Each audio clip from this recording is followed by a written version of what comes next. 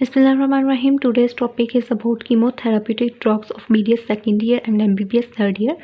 BDS second year जो है उसमें जो उनसे टॉपिक्स इंपॉर्टेंट है टॉस के अकॉर्डिंग वो मैं आज आपको बताऊंगी कि कौन कौन से चैप्टर्स जो हैं वो आपने करने हैं फ्रॉम मिनट कैट्सम और कौन से ड्रग्स जो हैं वो इंपॉर्टेंट हैं जो कि रिपीटेडली लास्ट ईयर्स के जो पेपर्स हैं उनमें आ रहे हैं। वो सारी ड्रग्स के नाम मैं आपको बताऊँगी और साथ में बताऊँगी कि आपने इन चैप्टर्स में से कौन कौन से टॉपिक्स जो हैं कौन कौन से ड्रग्स जो हैं वो अच्छे तरीके से प्रिपेयर करने हैं।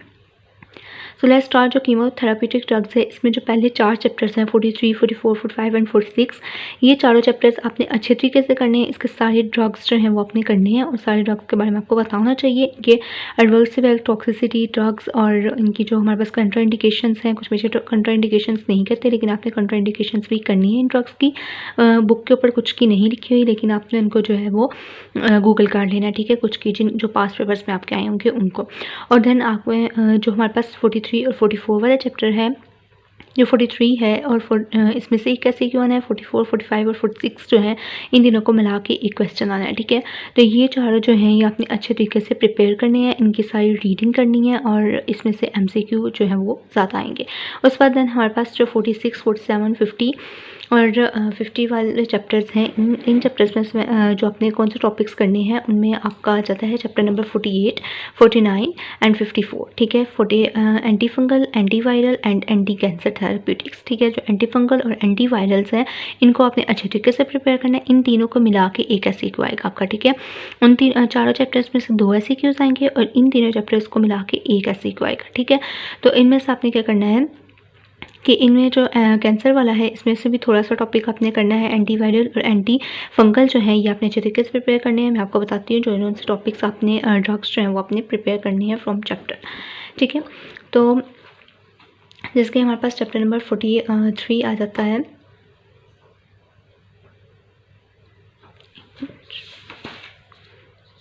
जो हमारे पास चैप्टर नंबर 43 है सेल वॉल इनहिबिशन, ठीक है, सेल वॉल सिंथेसिस इनहिबिशन। इसमें से जो ड्रग्स हैं जैसे हमारे पास पेंसिलिन आ जाता है, सेफेलोस्पोरिन्स आ जाते हैं। इनमें जो पेंसिलिन है वो मोस्ट इंपॉर्टेंट है। इसकी जो ये जो क्लासिफिकेशन है ये आपने पहले याद करनी है। देन आपने क्या करना है, ये जो ड्रग्स हैं मैंने ये लिखे हैं, आप इनका स्क्रीनशॉट भी ले सकते हैं, ठीक है। ये जो ड्रग्स हैं पूरे कीमोथेराप्यूटिक के ड्रग्स हैं जो कि BDS सेकेंड ईयर में के पास पेपर्स जो हैं उनमें आ चुके हैं, ठीक है। तो ये सारे ड्रग्स हैं जो हैं इनकी आपने क्लासिफिकेशन, एडवर्स इफेक्ट्स, ठीक है, और इनके क्लिनिकल यूजेस, कंट्राइंडिकेशंस, ड्रग इंट्रैक्शंस, ठीक है। कुछ ऐसे ड्रग्स हैं जिनकी ड्रग इंट्रैक्शंस भी हैं, वो ड्रग इंट्रैक्शंस आपने ज़रूर याद करनी है, ठीक है, वो भी पास पेपर्स पे आई हुई हैं, ठीक है। उसके बाद देन हमारे पास इनमें जो मैंने स्टार्स लगाए हुए हैं वो मोस्ट इंपॉर्टेंट है, यानी कि वो ज़्यादा दफ़ा आए हुए हैं, ठीक है। इनमें टेट्रासाइक्लिन जो है वो भी ज़्यादा दफ़ा आया हुआ है एंड देन पेंसिलिन भी, ठीक है। तो ये जो ड्रग्स हैं ये आपने अच्छे तरीके से प्रिपेयर करने हैं। आप इनका स्क्रीनशॉट भी ले सकते हैं और मैं बुक से भी आपको बता देती हूँ कि आपने कौन कौन किधर किधर ये ड्रग्स जो है वो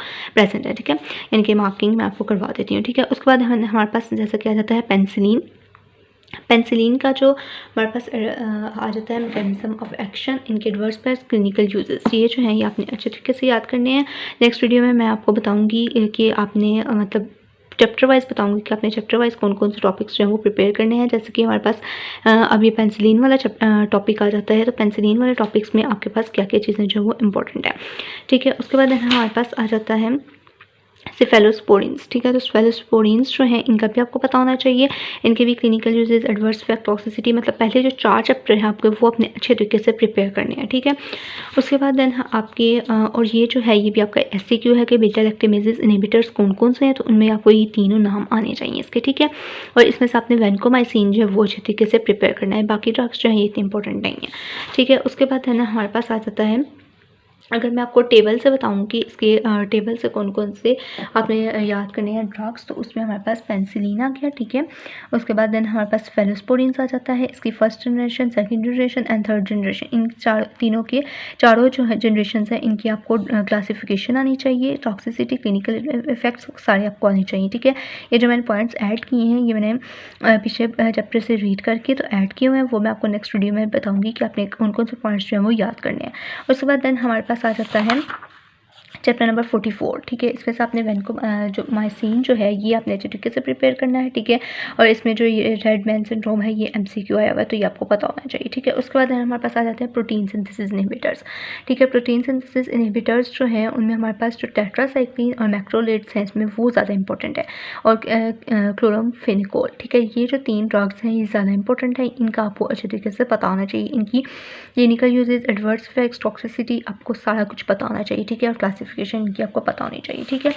उसके बाद देन हमारे पास, और इसमें से जो SCQ आपको आया हुआ है टेट्रासाइक्लिन, उसमें कंट्राइंडिकेशन की रिलेटेड क्वेश्चन आया हुआ है, तो उसका ये SCQ बनता है, ठीक है। तो यानी कि आपको जो इसकी रीडिंग दी हुई है, यहाँ पे इसकी थ्योरी दी हुई है, इसमें से भी क्वेश्चन बन के आ सकते हैं, ठीक है।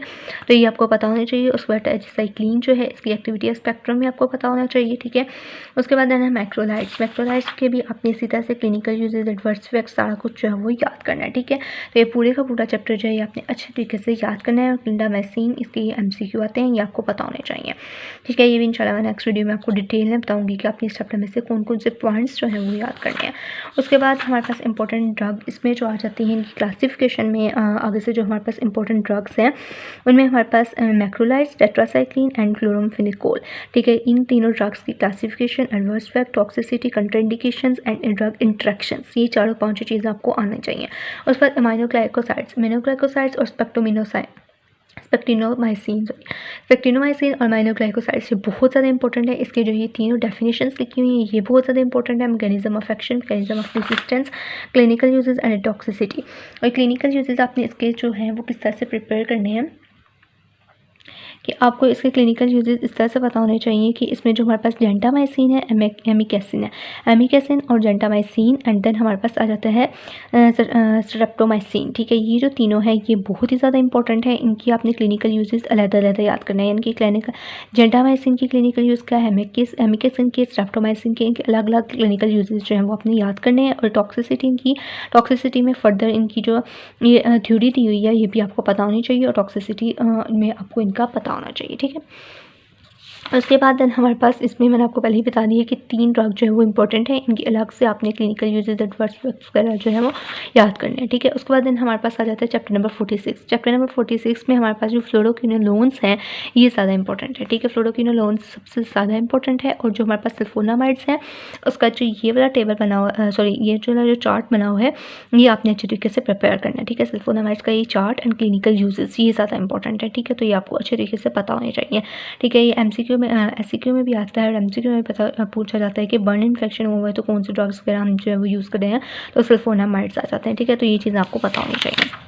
उसके बाद देन हमारे पास इसमें से इसके जो ड्रग इंट्रैक्शन है ये आपने अच्छे तरीके से प्रिपेयर करना है। और फ्लोरोक्विनोलोन्स जो है ये आपने कम्प्लीटली पढ़ना है, ठीक है। इसको कम्प्लीटली रीड भी करना है और याद भी करना है, ठीक है। इसकी हर चीज़ आपको पता होनी चाहिए।